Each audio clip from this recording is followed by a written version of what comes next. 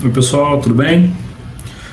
Bom, gente, vamos para a nossa última aula assíncrona antes da revisão e da nossa NAP, tá? Deixa eu só mostrar a camiseta que eu tô hoje para não perder o costume. Beleza. Ó, gente, hoje eu vou desligar minha câmera porque a internet não tá muito boa e, assim, eu prefiro ficar com a câmera desligada do que o assunto ficar cortando o vídeo depois, tá bom? Então, desligando a câmera. E hoje a gente vai resolver exercício, tá? Minha tela já está projetada para vocês. Assim fica, acho que o computador pensa mais rápido, tá bom, pessoal? Então, vamos começar. Deixa eu posicionar minha mesa digitalizadora aqui, que eu vou resolver exercício com vocês ao vivo, tá bom? Ao vivo não, né? Assim, eu vou resolvendo agora e vou explicando e vocês vão acompanhando no vídeo, tá bom? Essa é a aula assíncrona, desculpa, eu escrevi errado ali, gente. Aula assíncrona 5, ó, aula assíncrona 5. Capítulo 5 ainda, sobre elasticidade, só que eu já dei a teoria toda, né? Então agora eu vou dar um exercício eu vou resolver 3 exercícios com vocês aqui de aplicação, tá bom? O livro é esse, do Mankiw, né? Eu sou o professor Darcy, professor da UFRA. Bom, a gente já sabe o que é elasticidade, a gente já viu na teoria, mas só relembrando, né? É uma medida da resposta da quantidade demandada ou da quantidade ofertada a uma variação em seus determinantes, tá? Então, há uma variação do preço, por exemplo, né? A variação do preço causa variação tanto na quantidade, uma variação do preço causa uma variação X na quantidade, tá bom? Bom, então a gente tem algumas coisas, né? Elasticidade de preço da demanda. O que é elasticidade de preço da demanda? É a variação, qual é a variação percentual do preço quando a minha variação percentual do preço aumenta, varia, né? 1%, quanto que varia isso no percentual de quantidade demandada? É assim que a gente lê, né? Elasticidade de preço da demanda.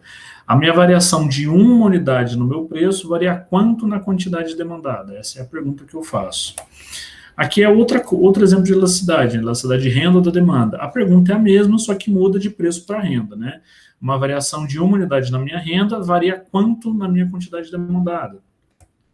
Elasticidade de preço cruzado da demanda é a mesma coisa. Preço cruzado da demanda. A variação do meu preço do bem 2 varia quanto na quantidade demandada pelo meu bem 1, né? Aqui nesse caso aqui a gente tem 2 bens, quando é preço cruzado, né?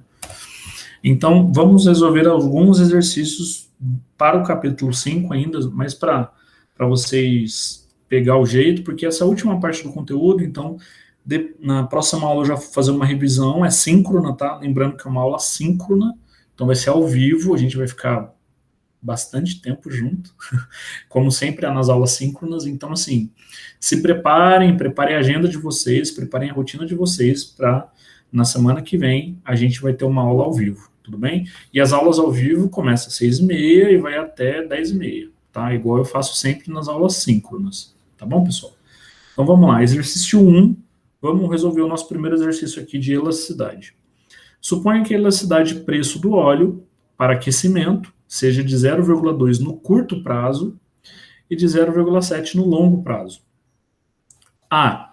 Se o preço aumentar de 1,80 para 2,20 o galão, o que acontecerá com a quantidade demandada no curto prazo?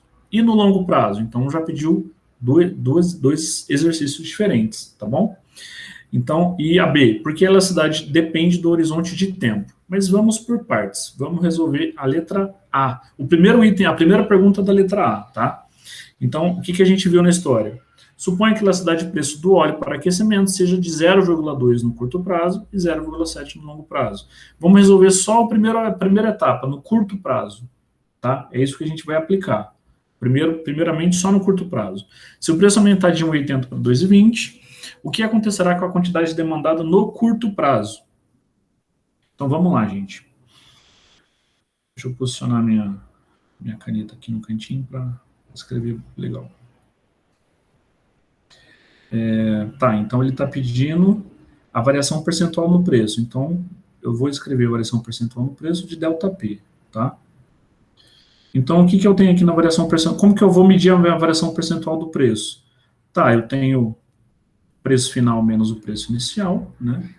É P2 menos P1, dividido por preço final mais preço inicial, P2 menos P1 sobre 2, que é o meio, né? Aqui é a média que a gente quer. Depois tudo isso vezes 100. Essa é a variação percentual do preço, ou de quantidade, ou de qualquer coisa. Quando você quiser achar a variação percentual, é isso aqui que você vai aplicar. Tá? Então, continuando aqui na frente, substituindo meus valores, né? A variação do preço é quanto? Opa, eu sei que é preço final menos o inicial, então é 2,20 menos 1,80 em cima, né? Embaixo é P2 mais P1 sobre 2. P2 mais P1, 2,20 mais 1,80 vai dar 4. 4 dividido, ó, aqui, P2 mais P1 vai dar R$4. 4 dividido por 2, 2. Então, eu já estou colocando direto aqui. Vezes 100 depois. Então, portanto, a minha variação percentual no preço vai ser de 0,2 ou 20%. Beleza? Mas o exercício não acabou, não. Eu só achei a variação percentual do preço, tá? Agora, qual é a minha fórmula? Eu não calculei ainda a elasticidade de preço da demanda, tá? Ó, qual que é a fórmula da elasticidade de preço da demanda mesmo? Ó, elasticidade preço da demanda é igual à variação percentual da quantidade dividido pela variação percentual do preço, correto? Só que o exercício deu exemplo para a gente, ele deu informações para a gente, né? Porque aqui, ó, suponha que a elasticidade de preço do óleo para aquecimento seja de 0,2. Então, ele já deu esse valor aqui, ó. Né? Então, ele deu a elasticidade de preço, que é 0,2, lá no enunciado, sobre o ΔQ, que a gente não tem esse valor, sobre 0,2, que a gente acabou de achar aqui, ó. Tá vendo? Então, esse exercício é diferente, né? Ele deu a elasticidade, a gente calculou a variação do preço, agora a gente vai achar, através da elasticidade que a gente tem e a variação do preço que a gente tem, agora a gente vai achar a variação da quantidade. Então, deu 0, substituindo, né, daqui para cá, deu 0,2 que é aí que ele deu no enunciado, 0,2 que a gente acabou de calcular aqui, a variação do preço. Então, o que vai dar aqui? Aqui, para eu achar a quantidade, né, eu estou dividindo aqui, eu passo multiplicando para lá. Então, o meu ΔQ, a minha variação percentual da quantidade, vai ser 0,2 vezes 0,2. Portanto, o meu ΔQ vai ser 4. Tá? O que isso significa? Significa que, no curto prazo, o aumento do preço do óleo de 1,80 para 2,20 vai causar uma redução na demanda de 4%. Beleza, galera? Esse aqui é o primeiro item, é só o do curto prazo, tá? A gente só tá, eu queria considerar com quantidade demandada, ó. Por que a gente colocou a variação da quantidade? Porque é o que ele está pedindo no exercício, né? Então, uma variação no preço, né, de 0,2, que a gente já encontrou, com uma elasticidade de 0,2, acarreta numa redução da quantidade, da variação, uma redução do percentual da quantidade em 4%. Beleza? Do curto prazo, né? Então, aqui ele está pedindo o curto prazo. Esse é o exercício A, parte 1, que é o do curto prazo. Agora, a gente vai calcular esse mesmo exercício no longo prazo, a parte 2. Só que a gente não precisa calcular mais a elasticidade, a variação do preço que a gente já calculou, né? Então, a elasticidade de preço da demanda, a gente já tem no enunciado, que no longo prazo é 7. Então, aqui é 0,7, que a gente tem esse valor. A variação do preço a gente já calculou, 0,2. E a variação da quantidade é o que a gente quer, tá? Aplicando a fórmula de elasticidade de preço da demanda, é o quê? Variação da quantidade sobre a variação do preço. 0,7, porque a gente já tem esse valor, esse a gente ainda não tem, dividido por 0,2, que a gente calculou no exemplo anterior. Opa, isso aqui passo 2 multiplicando para cá, 0,7 vezes 0,2, deu a variação da quantidade, deu 14% de redução. Tá? Ou seja, né, no longo prazo aqui, né? No longo prazo. Ou seja, no curto prazo, uma variação da quantidade, uma variação do preço em 2%, em 0,2, em 20%, causa uma redução na quantidade em 4%, tá? Então, se o preço aumentou 20%, no curto prazo, logo ali, né, logo quando ele faz esse aumento do preço em 20%, a gente tem uma queda na quantidade demandada em 4% no curto prazo. Nesse exemplo aqui, é a mesma coisa, só que no longo prazo. No longo prazo, a elasticidade é 0,7. Então, uma redução na quantidade, não, desculpa, um aumento no preço em 20%, com uma elasticidade de 0,7, acarretou em uma redução da variação, né, uma redução da quantidade demandada em 14% no longo prazo. Tudo bem? Só que agora a gente se pergunta a letra B, né? A letra B o que era? Porque essa elasticidade depende do horizonte de tempo. Por quê, né? Então eu vou colocar aqui.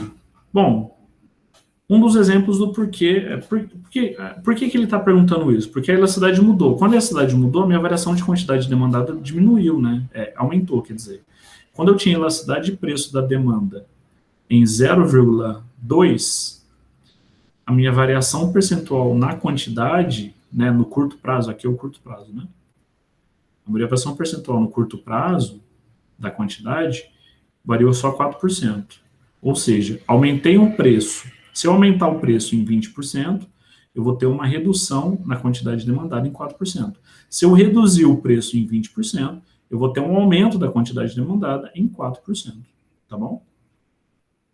Por que essa relação é negativa? É porque a gente está falando da demanda, né? A demanda não tem uma inclinação negativamente. Se o preço diminui, a quantidade aumenta. Se a quantidade diminui, o preço aumenta, né? Então, se a gente tem essa lógica, é a mesma lógica aqui. Se a elasticidade de preço da demanda reduz 20%, né? Reduz em 20%, a quantidade demandada aumenta em 4%. Se a elasticidade de preço da demanda aumenta 20%, a minha quantidade demandada reduz em 20%. Por isso que a gente não coloca sinal de negativo nem de positivo, a gente só mede variação percentual, né?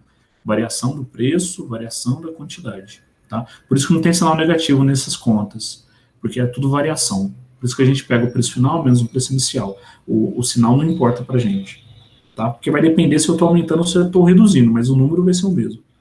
Beleza? Mas voltando.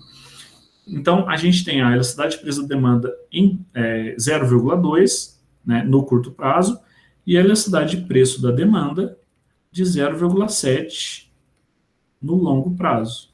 No longo prazo, a gente teve uma sensibilidade maior.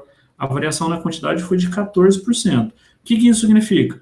Se a gente tiver uma redução no preço em 0,7, né? Então, assim, uma redução no preço em 70%, por exemplo, vai ter um aumento da demanda em 14%. Por que essa proporção é menor?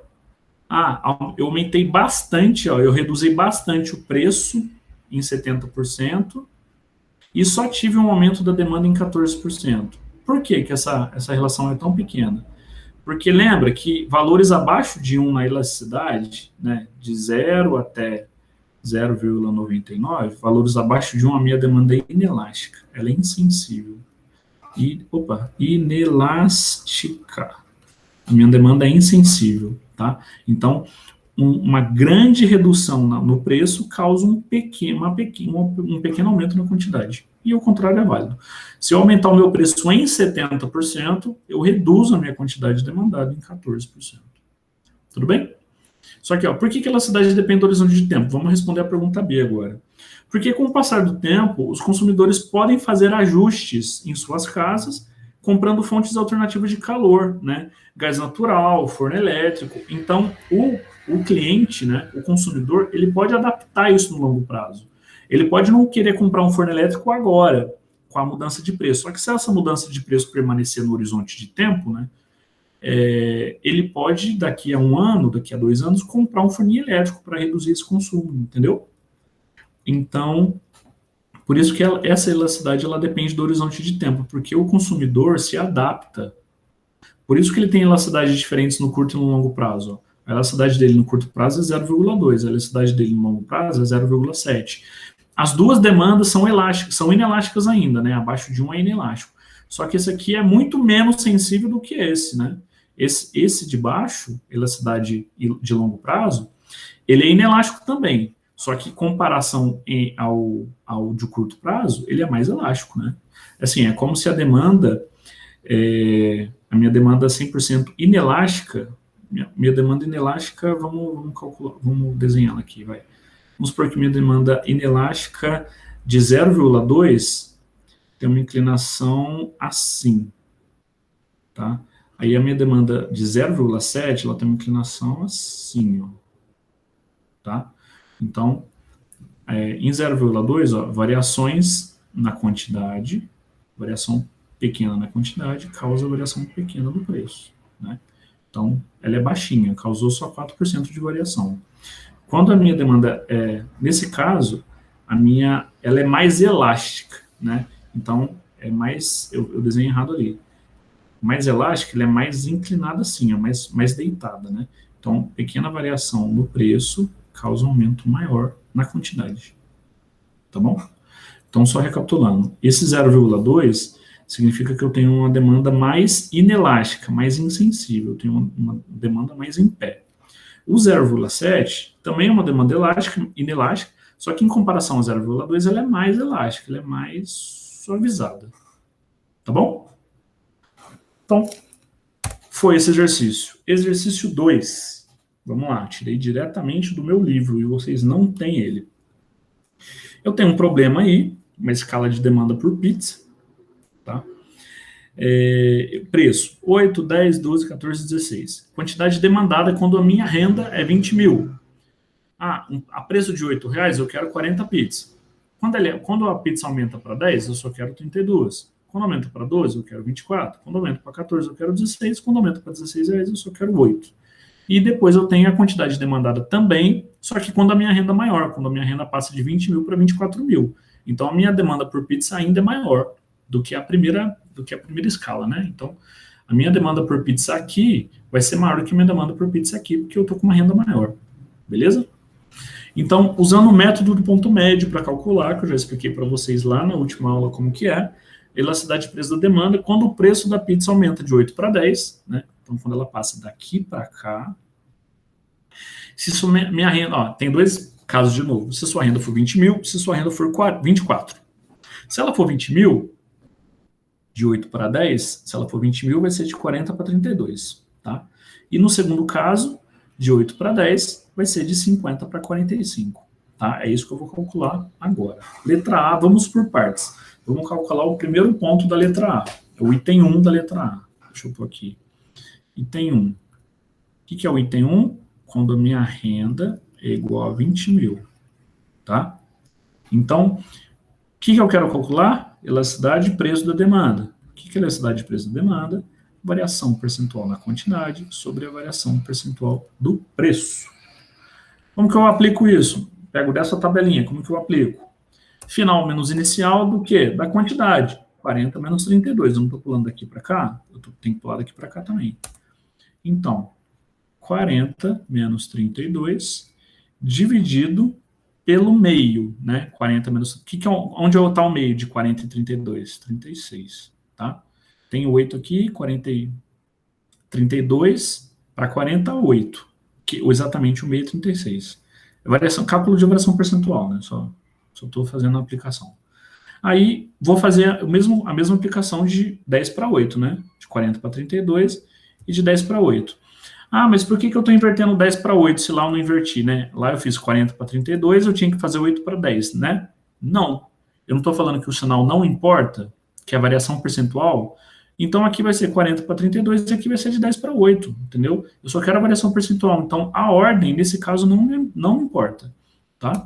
E eu tenho que fazer sempre a ordem positiva, de 10 menos 8, 40 menos 32. Eu não posso inverter aqui, fazer 8 menos 10, vai ficar um valor negativo aqui, a conta vai dar diferente. Então, eu sempre tenho que fazer em módulo, tá? O número maior menos o número menor. O número maior menos o número menor. Então, aqui vai ser 10 menos 8, dividido pelo meio. Quem que é o meio de 10 menos 8? 9. Ou seja, vai dar 0,22 aqui em cima, né? Se eu fizer 40 menos 32, dá 8. 8 dividido por 36, 0,22. 10 menos 8, 2. 2 dividido por 9, 0,22. Ou seja, a minha elasticidade de preço da demanda é igual a 1. Quando a elasticidade de preço da demanda é igual a 1, o que isso significa? Significa que eu tenho uma elasticidade unitária. Na prática é o quê? Uma variação percentual de X na quantidade causa uma variação percentual de X no preço. É exatamente igual. Se meu preço aumentar 10%, a minha variação percentual na quantidade diminui 10%. Se meu preço aumentar 20%, a minha variação percentual na quantidade diminui 20%, tá? Por isso que é unitária, a proporção é idêntica, tá? Então, a minha demanda é assim, ó. Tá bom? Tá, então calculei o item 1. Agora eu vou calcular aqui embaixo o item 2. O que o item 2 fala lá pra gente mesmo? O item 2 falou se sua renda for 24 mil. Ok. Se minha renda for 24 mil, deixa eu ver lá na escala o que eu faço. Quando ela é 24 mil, tá, então eu vou de 50 menos 45 pizza e 10 para 8, igual eu fiz aqui, só que nessa coluna agora, beleza? Então, elasticidade de preço da demanda é igual a variação da quantidade sobre a variação do preço. Então, vamos aplicar 50 menos 45 dividido pelo meio. Qual que é o meio? 47,50. Lá, manteve o mesmo valor, 10 menos 8 dividido por 9 pelo meio, pela média, né? Tá, fazendo em cima, 50 menos 45, 5. 5 dividido por 47,5 dá 0,11. Eu já calculei isso, né, gente? Não estou tirando da cabeça. 10 menos 8, tá, dá igual em cima. Então, 0,22. Ou seja, minha elasticidade de preço da demanda é igual a 0,5. Eu tenho uma demanda inelástica, uma variação percentual, um aumento percentual em 1% do meu preço tem uma redução na quantidade demandada em 0,5%, tá? Tem uma proporção de metade. Se eu aumentar o preço em 10%, eu reduzo a minha quantidade em 5%. Se eu aumentar meu preço em 50%, eu reduzo a minha quantidade em 25%, tá? Tem uma relação de metade aqui. Também é uma demanda inelástica, tá? Tudo abaixo de 1 é inelástico. Inelástico é o quê? Não é tão sensível, beleza? Foi? Ah, a letra já foi, ó. Quando minha renda é 20 mil, calculei. Quando minha renda é 24 mil, calculei. Beleza. Agora eu vou para a letra B. Calcula a elasticidade de renda da demanda. Opa!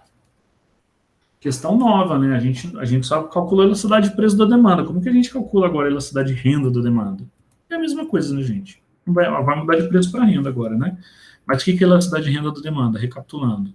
Elasticidade de renda da demanda é variação da quantidade e variação da renda.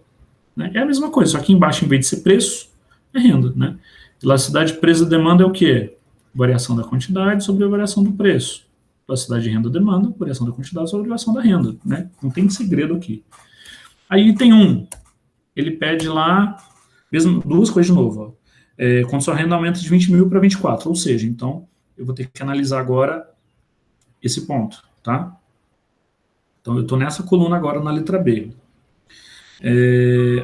Item 1, ao preço de R$12, então eu vou analisar esse ponto aqui, o preço de 12, e o item 2, ao preço de 16. Depois eu vou calcular a esse preço de 16. Então, vamos lá. Elasticidade de renda da demanda vai ser o quê? Não é a variação percentual da quantidade sobre a variação percentual da renda? Beleza. Qual que é a minha renda hoje? 24 mil, né? Então, variação percentual na quantidade. O preço é 12, ó. Ao preço de 12, a minha variação percentual na quantidade é quanto? Vamos ver isso. 30, ó. Quando aumenta de 20 para 24 mil, ou seja, de 20 para 24 mil, ao preço de 12. Então, eu tenho o preço de 12, eu estou calculando a elasticidade de renda da demanda de 20 mil para 24 mil. Estou analisando na horizontal agora, tá? Tem que ter muito cuidado com o que o enunciado pede, beleza? Então, vamos calcular. 30 menos 24 dividido pelo meio. Qual que é o meio? 27. Recapitulando. Calcula a cidade de renda da demanda quando sua renda aumenta de 20 para 24, ou seja, eu estou analisando assim, de 20 para 24. Ao preço de 12, então eu estou nessa linha aqui. Ó. Ao preço de 12, a variação da minha renda de 20 para 24 é essa. É isso que eu calculei aqui. Né? 30 menos 24 dividido pelo meio. Embaixo, o que é embaixo? Variação da minha renda. Variação da minha renda não é renda final menos renda inicial vezes, dividido pelo meio, mesma coisa de cima. Agora minha renda é 24 mil, menos a renda inicial, que era 20, dividido pelo meio, 22 mil, certo? Em cima vai dar 0,22, né? 30 menos 24, 6. 6 dividido por 27 dá 0,22. Embaixo, 24 mil menos 20 mil, 4 mil. 4 mil dividido por 22 mil dá 0,18. Portanto, a minha elasticidade de renda da demanda, quando eu vou de 20 para 24 mil a um preço de 12, vai ser 1,22. É uma demanda elástica. Elástica, tá? Sensível. O aumento em uma unidade na minha renda causa um aumento em 1,22 na quantidade demandada, né? Agora eu tô rico, agora eu compro mais. Beleza? Aí tem outro item, a letra B tem item de novo. É o mesmo cálculo que a gente vai fazer agora, só que é o preço de 16, tá? Então eu fiz, ó, ao preço de 12, de 20 para 24 mil, agora ao preço de 16, de 20 para 24 mil. É a mesma coisa. O cálculo é o mesmo, tá?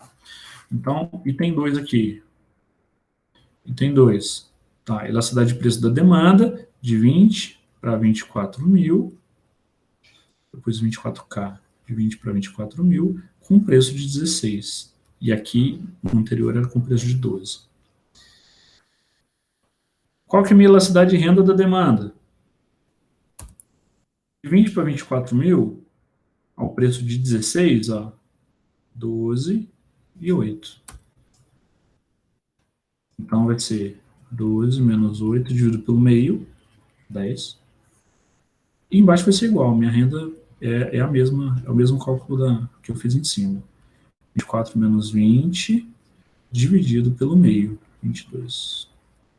Então, em cima, 12 menos 8, 4. 4 dividido por 10, 0,40. 0,4. Em cima deu a mesma coisa que o exercício de cima, porque mudou, né? A renda foi igual. Portanto, a minha elasticidade de renda da demanda é de 2,22. É uma demanda elástica também, só que ela é muito mais elástica, né? Ela é muito mais sensível do que a anterior. As duas são elásticas, só que, qual demanda é mais sensível? A que tem um valor maior, né? Beleza?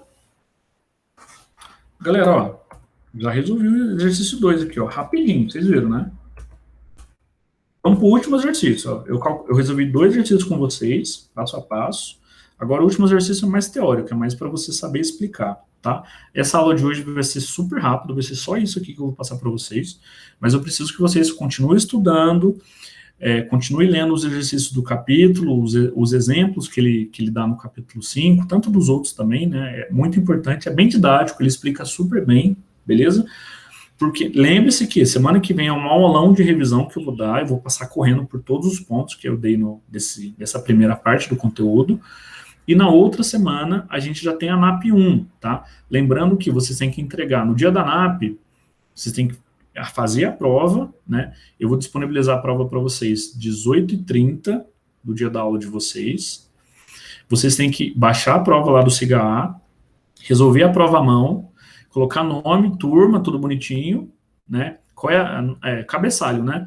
Nome, a disciplina que você está fazendo, o dia da prova, tudo, né? Bonitinho para eu identificar quem você é, né? Então, faz à mão no seu caderno, seu nome, sua turma, qual é a disciplina, qual é o número da questão. Resolve a prova, escaneia tudo e me manda via e-mail até 23h59 do dia da prova de vocês. Eu vou dar de 18h30 até meia-noite para vocês resolverem e me enviarem a prova, tá? Não vai deixar para o dia seguinte, não vocês têm que se programar para resolver a prova nesse dia. Termine de resolver a lista pelo menos até um dia antes, para vocês não deixarem a lista para o último dia, porque vai ter a prova, então é melhor vocês fazerem o horário de prova, só a prova, senão não vai dar tempo, tá? Então, quem for na semana que vem, sem ser semana que vem, que é a revisão no dia da NAP 1, o que vocês vão me mandar por e-mail até meia-noite lá, até 23h59 do dia da prova? A prova resolvida e a lista de exercício resolvida, tá? 2 arquivos diferentes no mesmo e-mail.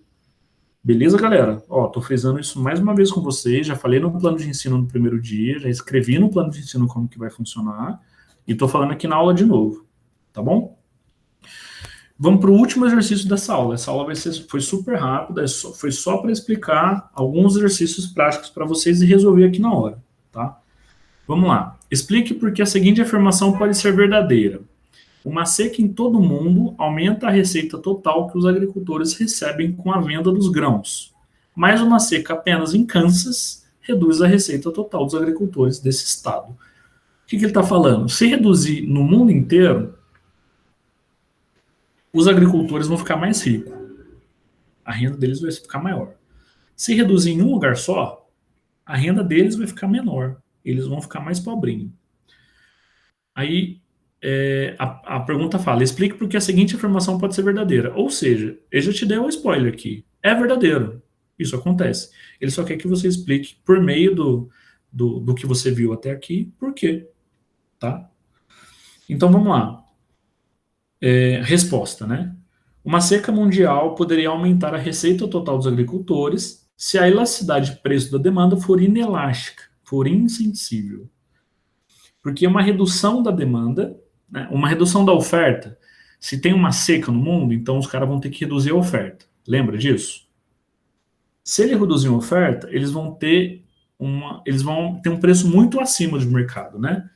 Lembrando que quando a gente reduz, a gente tem quantidade, preço, oferta, demanda, tá? Opa, deu uma seca no mundo inteiro, então a minha oferta de mercado vai reduzir para cá, tá? Então, ó, eu tinha o equilíbrio aqui, que eu vendia essa quantidade a esse preço. Só que uma seca no mundo inteiro fez com que a minha demanda de mercado, que a minha oferta de mercado reduzisse para cá, que eu vou vender menos a um preço maior. Então, ó, uma seca no mundo aumentaria a receita total dos agricultores recebem comendo do grão. Sim, uma seca no mundo inteiro faria o mundo reduzir a oferta de grão. Então, ele ia reduzir a quantidade ofertada e ia aumentar o preço, porque agora ia ter menos grãos para a população comprar, então ia ficar mais caro. Uma menor quantidade com preço maior aumenta a renda do agricultor, né? Então, para ele é bom isso. Só que se for algo ponto, aí vamos para a segunda parte. Mais uma seca em Kansas reduz a receita total dos agricultores do estado. Por que a segunda parte é verdadeira também? Porque uma queimada lá no Kansas, vamos supor que o Kansas é um mercado de grãos nos Estados Unidos. Mas o Kansas é só um estado perante aos outros 49 que vende grãos, né? Então, se só no Kansas deu pau lá, deu problema, você ainda tem outros 49 estados para comprar a preço de mercado. Então, mesmo que a oferta do Kansas reduza, né, essa não equivale à oferta de mercado, essa equivale à oferta individual do Kansas, né? Então, uma seca apenas no Kansas reduz a receita total dos agricultores desse estado. Por quê? Porque o Kansas sozinho não tem poder de mercado, né? Então, mesmo que ele reduza a oferta dele, as pessoas que vão querer comprar grão, ela não vai comprar do Kansas, ela sabe que o Kansas está vendendo uma quantidade menor a um preço maior. Ela vai procurar outro estado que está vendendo a preço de mercado. Então, como as pessoas não vão comprar do Kansas, porque o Kansas está ofertando mais caro, o que acontece com a renda dos agricultores? Cai daquele estado, né? Então, isso aqui, ó, é um preço de mercado, porque o mundo inteiro está com seca, né? Então, deu problema de oferta no mundo. Então, aqui, eu tenho um equilíbrio de mercado, tá? Aqui, eu tenho o equilíbrio do Kansas, um equilíbrio individual, beleza? Então, o equilíbrio individual não afeta o mercado. Se o mercado está mais barato, a gente vai comprar do mercado, a gente não vai comprar daquele cara que vende mais caro, né? Então, uma redução no equilíbrio de mercado, né? Quando você afeta o equilíbrio de mercado, você vende menos, mais caro, a renda do agricultor aumenta. Se aumentar a redução a oferta de um cara só, que ele não tem poder de mercado, ele está reduzindo o equilíbrio individual dele. Ele está vendendo menos com preço maior, só que o preço dele, o preço que ele está vendendo agora, os outros estados não fazem, outros fazem preços menores, né? Então, a renda dele vai diminuir, porque as pessoas não vão comprar desse estado aqui que está mais caro, elas vão comprar de qualquer outro estado que vende mais barato, que vende a preço de mercado. É como se 49 estados nos Estados Unidos estivessem vendendo a saca do grão a R$ 20, e o bonitão do Kansas, ele começou a vender a saca de grão a R$ 25, porque teve uma seca lá. Daí as pessoas vão falar assim, no Kansas está R$ 25, mas no resto do país está 20, eu vou comprar de outro estado, no resto do país. Desculpa, a gente já falou um palavrão agora. E o Kansas que se ferre para lá, entendeu? Então, a oferta de mercado do Kansas não tem impacto no equilíbrio de mercado, ela só tem impacto no equilíbrio individual. Ela não consegue alterar preço. Ela é tomadora de preço. Lembra da teoria que eu falei para vocês lá atrás, quando a gente construiu o mundo da WandaVision? Quando a gente construiu o mundo da WandaVision, eu dei para vocês alguns indicadores. As pessoas, os ofertantes são tomadores de preço. O que isso significa? Um vendedor sozinho não consegue mudar o preço de mercado. Tá? São tomadores de preço. Eles olham para o mercado e falam, o preço é tanto, eu vou vender a tanto. O preço é 20, eu vou vender a 20. Eu vou vender a 25? Eu não vou vender, né? Porque se o preço de mercado está abaixo do meu preço, por que as pessoas vão comprar de mim? Porque eu sou mais bonito? Não, né? As pessoas vão de acordo com a oferta e demanda. Então, essa é a explicação desse exercício 3. Eu fiz um monte de rabisco aqui, mas eu fui falando. Então, pausem o vídeo e escrevam o que eu falei aqui, tá? Gente, tarefa para a próxima aula, não tem que me entregar nada, tá? É só um comprometimento de vocês. Ler os exercícios de aplicação de oferta, demanda e elasticidade, na página 131 a 136 do PDF. É o finalzinho do capítulo 5. Ele dá 3 exemplos de exercícios de aplicação. Um de oferta, um de demanda e um de elasticidade, tá? Por que eu peço para vocês lerem e entenderem, né? Porque é importante. Porque eu posso cobrar na prova, né? Tudo que é importante eu posso cobrar na prova. Então, leiam e entendam esses exercícios de aplicação. São 3 exemplos muito práticos da página 131 até a 136. É bem pouquinho. Semana que vem, aulão de revisão, do capítulo 1 ao capítulo 5. Eu vou ficar revisando o conceitinho? Não. Eu vou falar tudo que eu dei. Gente, no capítulo 1 a gente viu isso. No capítulo 2 foi isso. No 3, isso. Eu vou fazer isso com vocês, tá?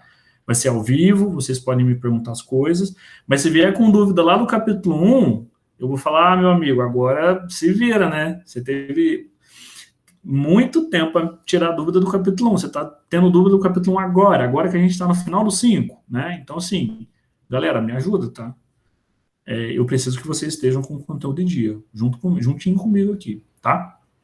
Conteúdo da NAP 1 e da lista 1. Que já estão com vocês já estão resolvendo. Do capítulo 1 ao 5, a lista já está pronta, vocês estão resolvendo. O que eu vou cobrar na prova? Tudo. Tudo o quê? Tudo que está no capítulo 1 ao capítulo 5, né? Todo aquele conteúdo. Vai ser exercício do livro? Pode ser que sim, pode ser que não. Vai ser sobre aquele conteúdo, mas pode ser de outro lugar que eu tirei, da minha cabeça, calculei antes, inventei um valor, sei lá. Beleza? Sobre os fichamentos, só para vocês não ficarem com dúvidas. Não é para enviar nada na NAP 1, no dia da NAP 1, sobre fichamento, tá? Fichamento não. Fichamento vocês vão enviar no final do semestre, no dia da NAP 2. Vocês vão me enviar agora, no dia da NAP 1, a NAP 1 e a lista de exercício 1 resolvida. Beleza? Teremos só a última aula de revisão, semana que vem. E na outra semana já é a prova. Então, gente, estudem. Toda aula que eu gravo, no final eu falo, estudem. Por que eu falo estudem no final? Porque mesmo assim, muita gente continua deixando o conteúdo para o final, se desespera e não vai conseguir fazer a prova, tá? O conteúdo não é fácil, a prova também não vai ser fácil, mas quem estudou juntinho comigo aqui até agora vai conseguir fazer tranquilamente. Beleza, galera? Então, quem ainda não começou, comecem a correr atrás do conteúdo, comecem a revisar o conteúdo, porque eu já acabei a matéria dessa primeira parte. Então, o que vocês têm que fazer agora? Revisar. Resolver a lista, reler o capítulo 1, reler o capítulo 2, reler seus fichamentos. Se você fez os fichamentos juntinho comigo até aqui no capítulo 5, você não precisa nem ler o livro mais, você vai ler o seu fichamento, as suas anotações. É muito mais proveitoso, né? Você ler as suas anotações com as suas palavras, de como você entendeu, do que ficar lendo o livro, né? Talvez você recorra ao livro para tirar alguma dúvida ou outra, mas geralmente você vai ler o seu fichamento, que é mais fácil.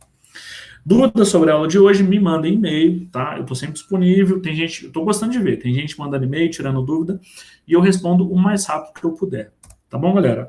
Agradeço pela atenção. Semana que vem é a revisão. Até rimou agora. Beleza? Então, estou finalizando a aula de hoje.